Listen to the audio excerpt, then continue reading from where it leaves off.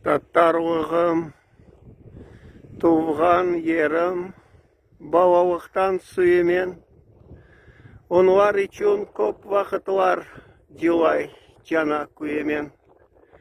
Көп изледім, қайда барсам, көрдім татарса чалған, қатежексін, қоққамаға йоқ бір гүлі ачалған.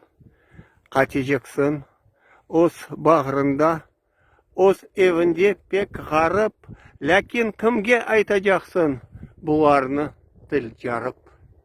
Қатты желмен атылғанда, тауға ташқая жауға, бүтін дүния мезар болған татарлыққа татарға.